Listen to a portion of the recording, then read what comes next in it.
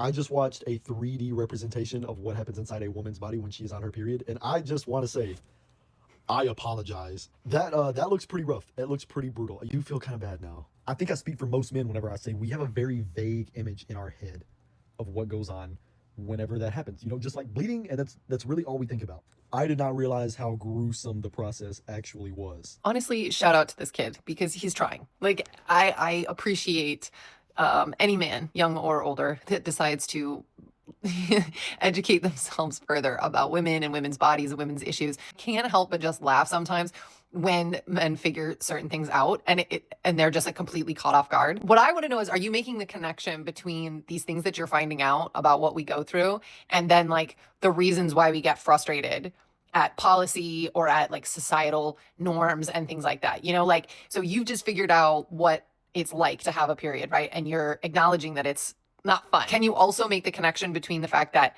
we get no extra sick days? We can't like take a sick day if we have really bad cramps. There's something called the pink tax, like that we pay more for products because we're women. There's not really a whole lot of research or development around certain period products. And so like recently, only in the last couple of years, they figured out that like, oh, whoops, there's some bad chemicals in tampons that have been mass produced that we've been putting in our bodies. Like, that's the part that I want to know. Have you made any of the connections between what you've learned now and then why we say what we say or why we are pissed in the way that we are sometimes?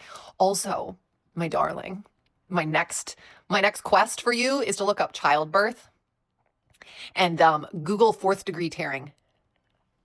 If you're man enough, go ahead.